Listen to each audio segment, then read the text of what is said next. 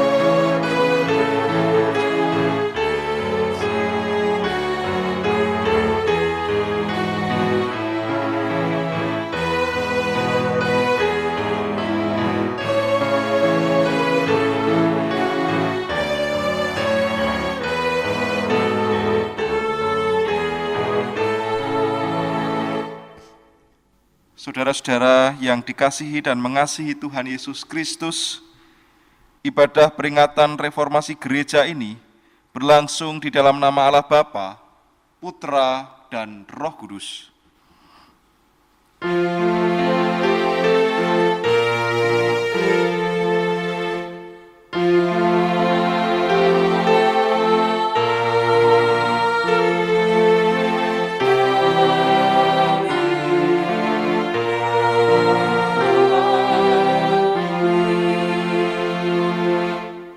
Tuhan besertamu Dan besertamu juga.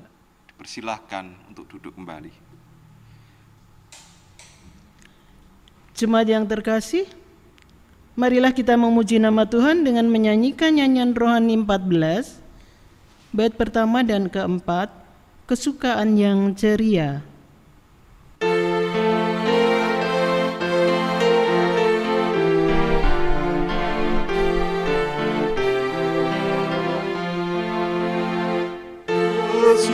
Kesukaan yang ceria hanya padamu, dari kalam yang setia, oh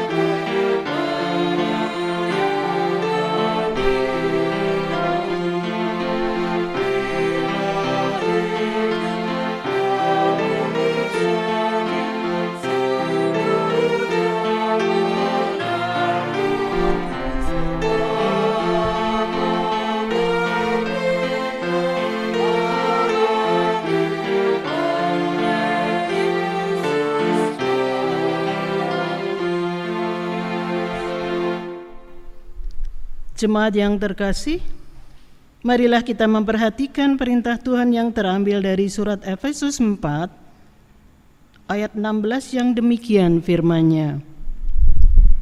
Daripadanya lah seluruh tubuh yang rapih tersusun dan diikat menjadi satu oleh pelayanan semua bagiannya sesuai dengan kadar pekerjaan tiap-tiap anggota menerima pertumbuhannya dan membangun dirinya dalam kasih. Demikianlah sabda Tuhan. Jemaat yang terkasih, melalui sabda Tuhan ini kita diingatkan bahwa kita ini adalah gereja. Gereja merupakan tubuh Kristus yang tersusun rapi, diikat menjadi satu dan bertumbuh di dalam kasih. Sebagai tubuh Kristus, seringkali kita masih sering hidup dalam keinginan dan hawa nafsu pribadi. Oleh karena itu, marilah kita memohon pengampunan di dalam doa pertobatan. Mari kita berdoa. Ya Tuhan, kami menyadari dan mengakui akan segala dosa dan kesalahan kami. Karena sebagai tubuh-Mu kami masih sering menuruti keinginan diri. Kami masih senang dengan kesenangan dan kepentingan duniawi kami sendiri. Ampunilah kami dan perbaharuilah hidup kami. Di dalam nama Tuhan Yesus kami berdoa dan memohon. Amin. Jemaat dimohon berdiri. Ibu bapak dan saudara-saudara yang dikasihi oleh Tuhan, bersama-sama kita akan menerima berita anugerah Tuhan sebagai berita pengampunan bagi saya dan bagi Bapak Ibu semua yang telah mengakui segala dosa dan kelemahan kita di hadapan Tuhan.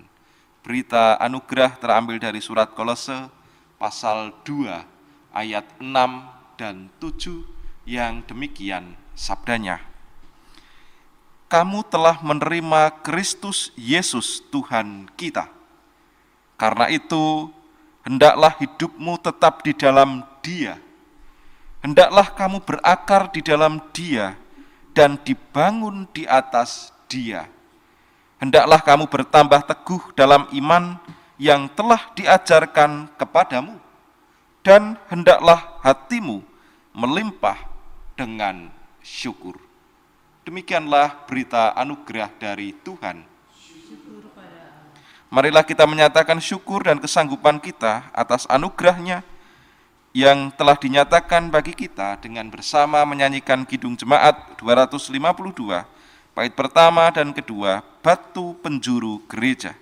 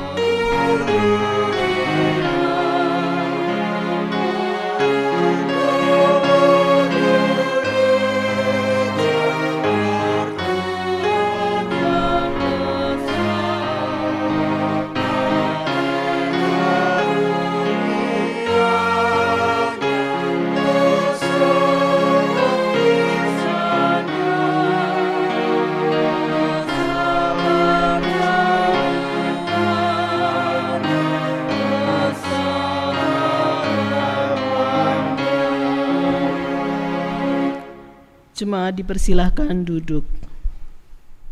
Saudara-saudara yang terkasih, marilah bersama-sama kita membaca dan merenungkan kesaksian sabda Tuhan dalam rangka kita bersama-sama menghayati dan merayakan 503 tahun reformasi gereja. Oleh karena itu, marilah kita memohon pertolongan Roh Kudus di dalam doa. Mari kita berdoa. Syukur kami naikkan kepadamu ya Allah, Sang Raja Gereja. Kami sebagai umat-Mu dan sebagai tubuh-Mu, senantiasa Engkau berkati dan senantiasa Engkau mampukan untuk melewati berbagai kehidupan dan langkah hidup kami.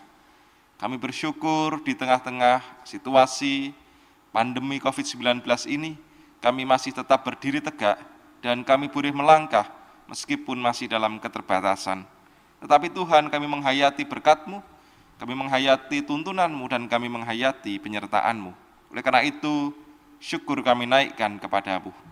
Hari ini Tuhan, Sabtu 31 Oktober 2020, kami bersama-sama mengingat kembali akan peristiwa di masa lampau, 503 tahun yang lalu, ketika Martin Luther, Bapa Reformasi Gereja, memakukan dalil 99 dalil di Gereja Wittenberg sebagai tonggak pembaharuan bagi gereja Tuhan.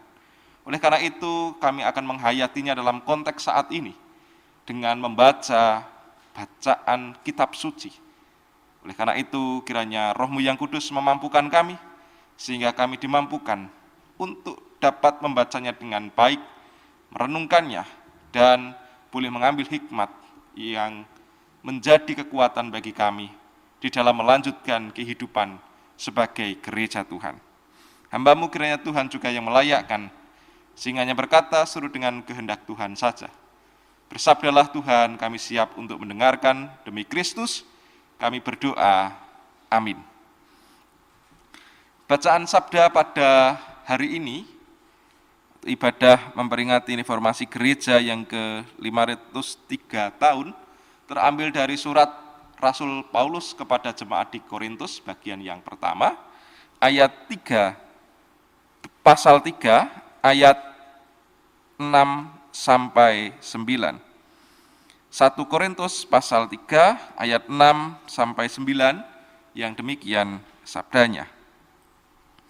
Aku menanam, Apolos menyiram, tetapi Allah yang memberi pertumbuhan.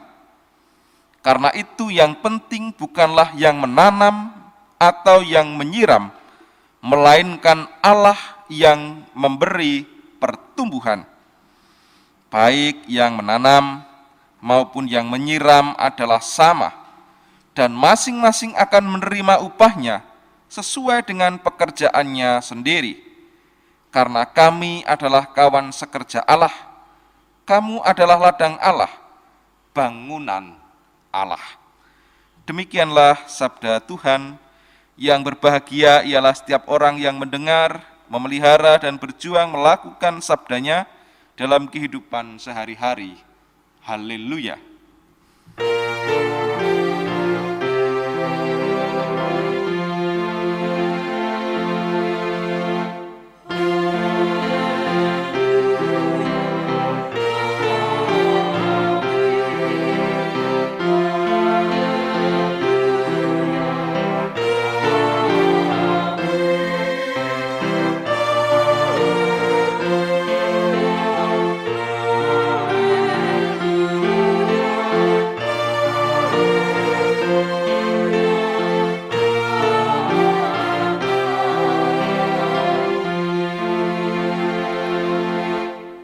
Shalom Bapak Ibu Saudara-saudara yang terkasih.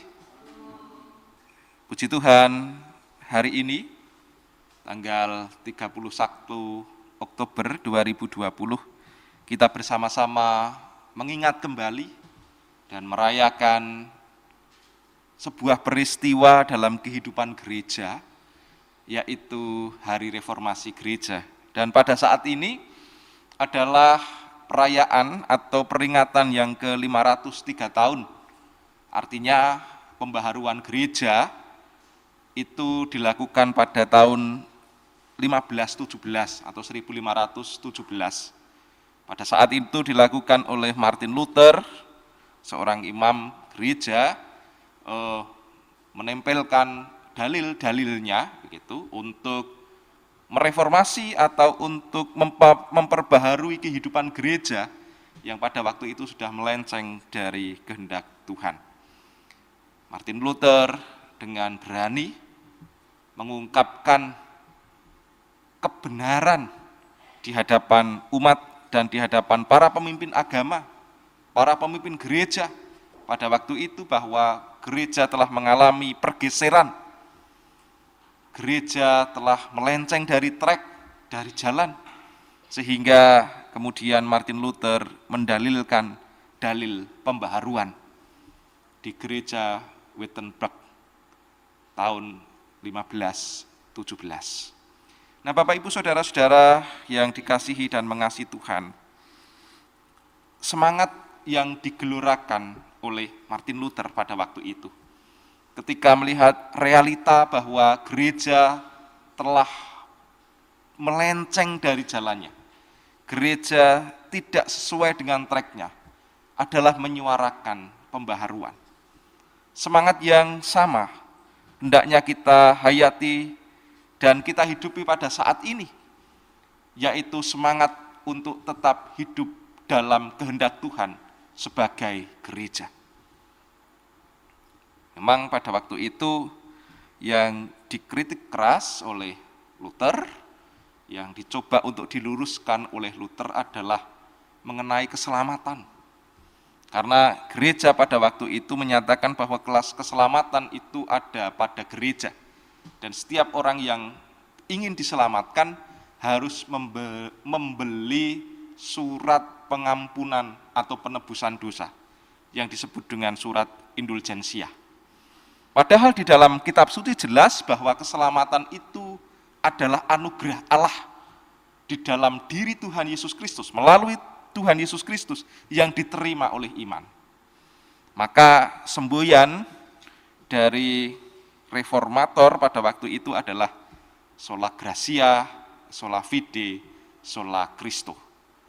Keselamatan itu adalah anugerah Allah, sola gratia, yang diterima oleh iman, sola fide, di dalam diri Tuhan Yesus Kristus, sola Christo. Nah, Bapak Ibu Saudara-saudara yang dikasihi oleh Tuhan, kita di konteks saat ini tentu berbeda dengan konteks pada waktu itu. Tetapi semangat untuk mengembalikan trek gereja, semangat untuk hidup di dalam jalan yang benar sebagai gereja, hendaknya terus kita gelorakan. Bacaan kita Bapak Ibu Saudara-saudara dari 1 Korintus 3 ayat 6 sampai 9, kalau Bapak Ibu membaca dari ayatnya yang pertama, berisikan perselisihan jemaat di kota Korintus pada waktu itu. Kita tahu semua bahwa Korintus adalah kota yang besar dan jemaat di sana pun juga menjadi jemaat yang besar. Karena Korintus adalah kota dagang, kota terpelajar. Banyak orang yang datang, banyak pelajar-pelajar yang datang dan akhirnya menjadi kota yang maju. Termasuk juga jemaat di Korintus menjadi jemaat yang maju jika dibandingkan dengan jemaat-jemaat yang lain. Jemaat di Korintus relatif lebih besar dan lebih maju dalam pemikiran. Namun nampaknya kemajuan dan lain sebagainya menimbulkan dampak yang negatif. Jemaat di Korintus kemudian menjadi saling berselisih satu dengan yang lain. Ada kesalahpahaman, ada perselisihan di sana, dan masing-masing kemudian membanggakan apa yang dipunya. Kalau kita membaca dalam surat 1 Korintus, membaca secara utuh, maka di sana Tuhan menganugerahkan atau mengkaruniakan karunia-karunia rohani yang luar biasa kepada jemaat di Korintus. Makanya kemudian jemaat itu dikaruniai oleh beberapa karunia. Ada yang mempunyai karunia penglihatan, karunia penyembuhan, karunia bernubuat, karunia mengajar, karunia berbahasa roh, karunia menerjemahkan bahasa roh, dan lain sebagainya. Nah, nampaknya karunia-karunia ini menjadi kesombongan dalam diri jemaat di Korintus. Akhirnya masing-masing kemudian menganggap bahwa dirinya dan kelompoknya ini benar, dan masing-masing kemudian membuat klik-klik di antara jemaat-jemaat di Korintus. Dalam ayatnya yang keempat, Bapak Ibu Saudara-saudara, di sana nampaknya ada golongan Paulus, ada golongan Apolos, dan ada golongan-golongan yang lain. Dan itulah yang kemudian dikritik dan diingatkan oleh Rasul Paulus, bahwa sejatinya siapapun yang menanam Injil di situ, itu baik adanya. Allah mengkaruniakan karunia itu baik adanya.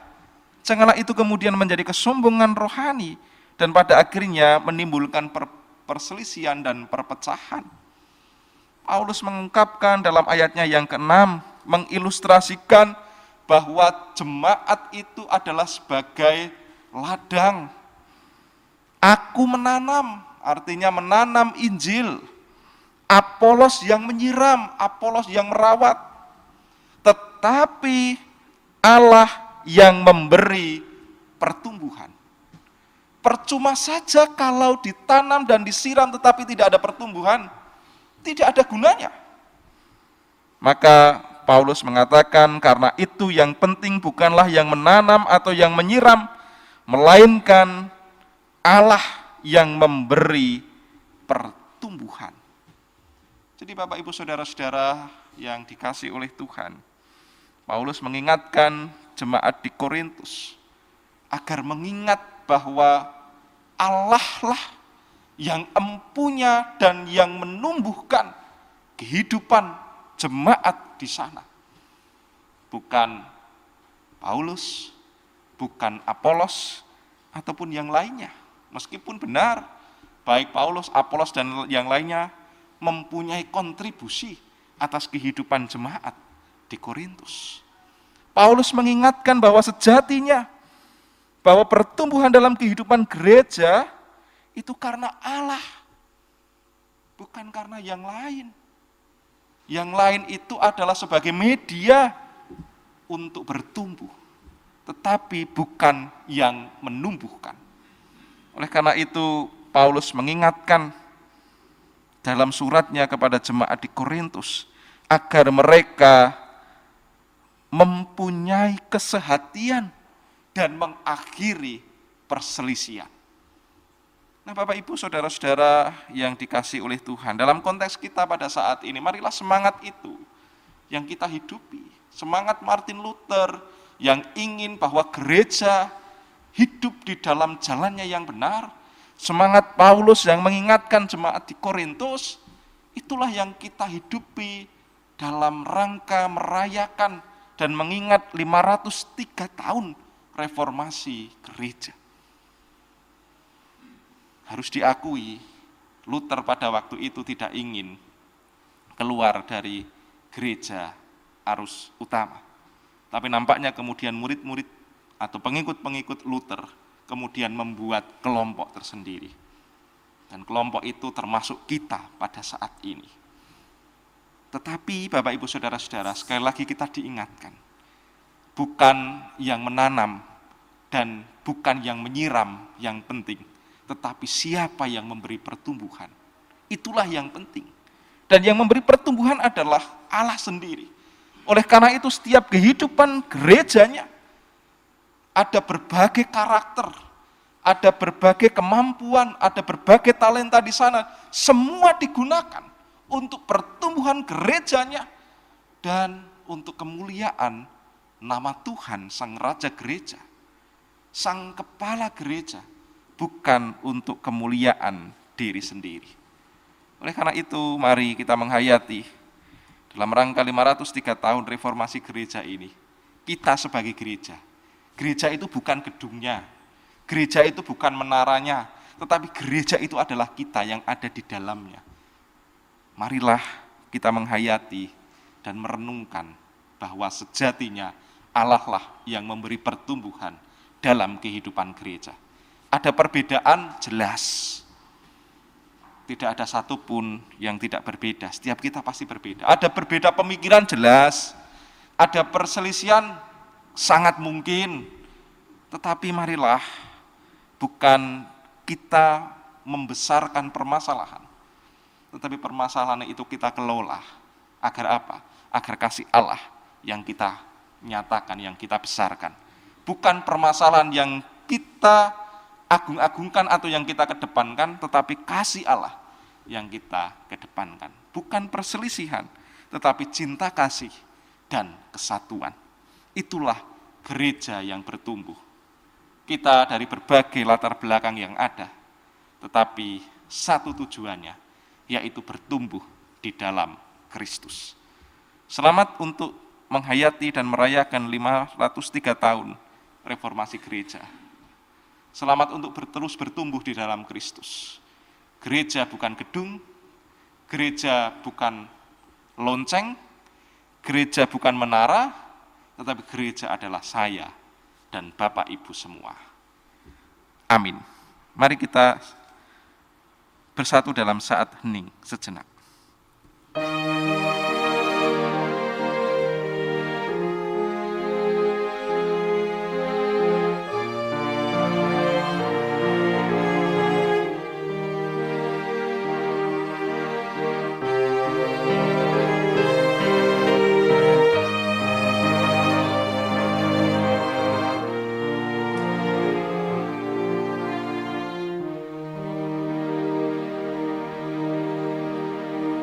Mari berdoa. Tuhan, terima kasih untuk taburan firman-Mu yang mengingatkan kami bahwa sejatinya kami adalah gereja dan kami adalah tubuh-Mu. Di dalam kehidupan kami ada berbagai macam karakter dan latar belakang. Tetapi jangan kiranya perselisihan dan keperbedaan yang kami kedepankan, tapi justru kesatuan di dalam kasih-Mu. Yang terpenting bukanlah siapa yang menanam maupun yang menyiram, tetapi yang terpenting adalah Engkau yang memberi pertumbuhan. Oleh karena itu Tuhan, ajarkanlah kami dalam konteks masa kini menghayati 503 tahun reformasi gereja dengan bersemangat, dengan penuh sukacita, dan dengan kesehatian. Ajarkanlah kami sebagai gereja-Mu untuk terus bertumbuh di dalam kasih, di tengah-tengah warna perbedaan yang ada. Kami juga berdoa untuk gereja-gereja Tuhan di seluruh dunia. Meskipun kami berbeda denominasi dan latar belakang, tetapi kami diikatkan dalam satu baptisan, satu perjamuan, dan satu pengharapan. Oleh karena itu mampukanlah kami Tuhan untuk terus berkarya di tengah-tengah kehidupan dunia ini sebagai gereja Tuhan yang bertumbuh. Secara khusus untuk gereja Tuhan GKJ Demak Ijo, kiranya Tuhan memberkati dan menyertai kami dalam setiap pelayanan kami. Kami menyadari akan keterbatasan dan kelemahan kami dalam melayani-Mu. Tidak ada yang sempurna, tetapi sungguh ajarkanlah kami untuk dapat melayani dengan sungguh-sungguh sebagai rekan sekerja Allah. Berkatilah setiap program dan rencana kerja yang telah kami rencanakan bersama, sehingga muaranya untuk pembangunan iman jemaat dan untuk kemuliaan nama Tuhan. Kami juga berdoa untuk bangsa dan negara kami di tengah-tengah pandemi COVID-19 ini. Sungguh kami mengharap pemulihan lawatan-Mu untuk bangsa negara kami Indonesia tercinta ini, sehingga kami boleh merayakan dan merasakan cinta kasih Tuhan dan pemulihan. Kami boleh merasakan berkat dan kami boleh terbebas dari pandemi COVID-19 ini. Para pemimpin kami kiranya Tuhan berkati, sehingga boleh mengelola bangsa ini dengan penuh arif bijaksana di tengah-tengah kondisi bangsa kami yang sungguh masih memprihatinkan ini. Pada akhirnya kami menyerahkan setiap pergumulan kami pribadi lepas pribadi, ya Tuhan, kiranya Engkau mendengar setiap permohonan yang ingin kami sampaikan di dalam hati kami masing-masing.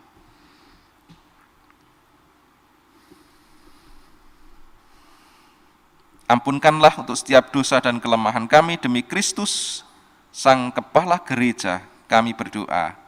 Amin. Jemaat dimohon untuk bangkit berdiri.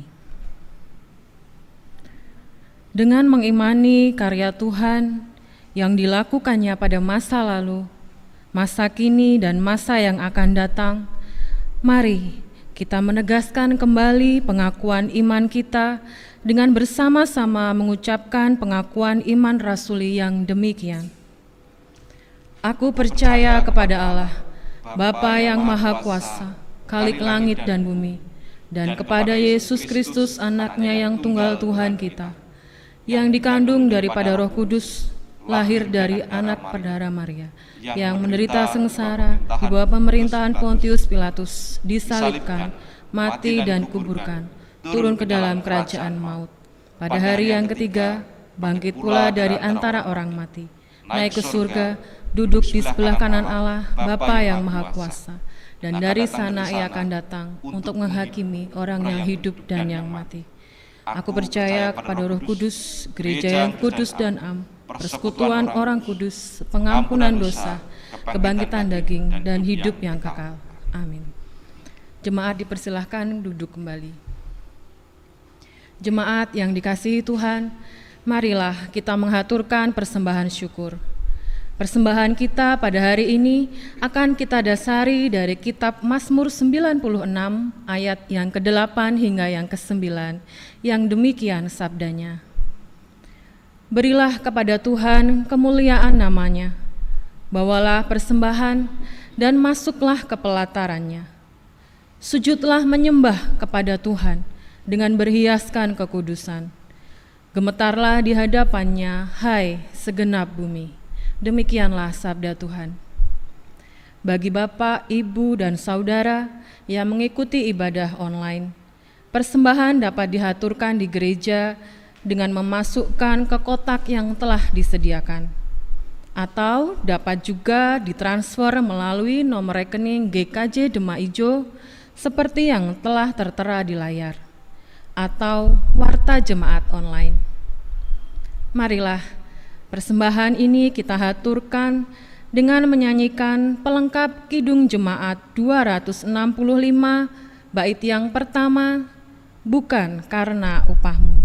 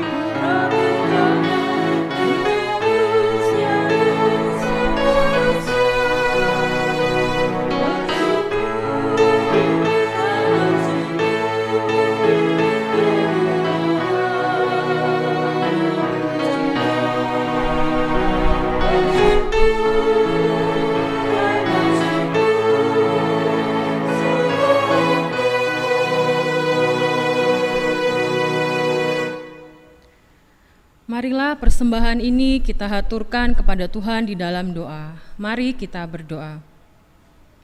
Ya Tuhan, Allah Bapa Surgawi, kami mengucap syukur atas segala pemeliharaan-Mu. Rasa syukur kami ini kami ungkapkan dengan menghaturkan persembahan syukur kepadamu. Kiranya persembahan kami ini Tuhan terima dan Tuhan berkati sehingga layak di hadapan-Mu dan dapat dipergunakan untuk mendukung pekerjaan Tuhan melalui GKJ Demak Ijo.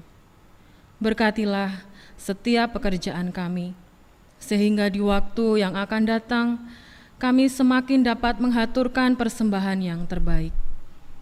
Majelis GKJ Demak Ijo yang Tuhan percaya mengelola persembahan ini, kiranya Tuhan berkati, sehingga dapat mengelolanya dengan penuh tanggung jawab. Demikianlah doa syukur kami. Ampunilah atas setiap dosa dan kesalahan kami. permohonan dan ucapan syukur kami ini berlandaskan iman kami kepada Tuhan Yesus Kristus. Amin. Jemaat kami undang kembali bangkit berdiri. Jemaat yang terkasih, kita telah menapaki reformasi gereja selama 503 tahun. Sebagai gereja, kita dipanggil dan diutus untuk terus bertumbuh dan mewartakan kasih Allah bagi dunia dan sesama. Kini marilah kita nyanyikan nyanyian pengutusan dari pelengkap Kidung Jemaat 105, bait yang pertama, Gereja Bagai Bahtera.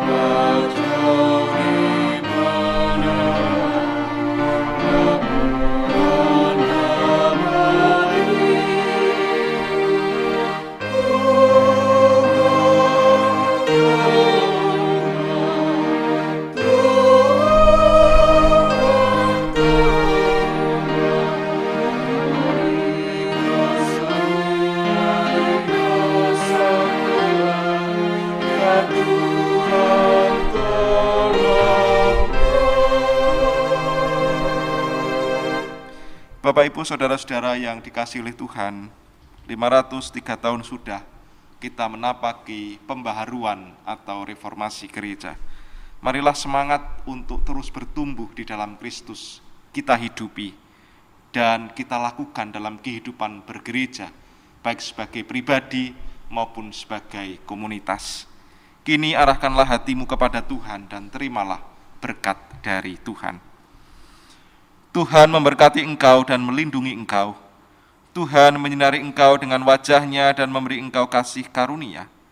Tuhan menghadapkan wajah-Nya kepadamu dan memberi engkau damai sejahtera. Amin.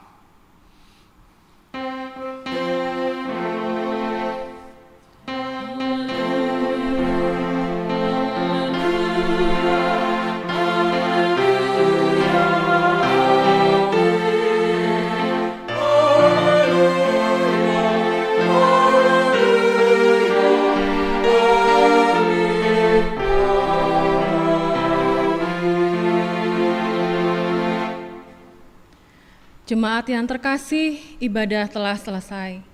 Marilah kita senantiasa hidup dan bertumbuh di dalam Kristus dengan melayani Tuhan dan saling melayani satu dengan yang lain.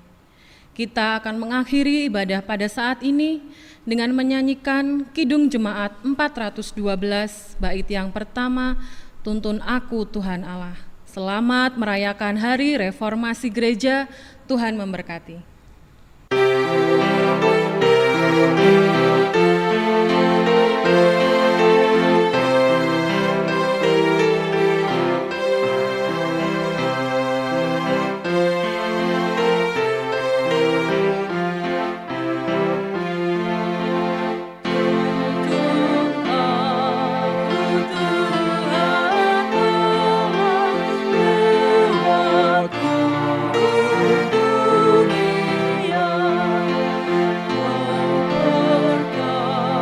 Sana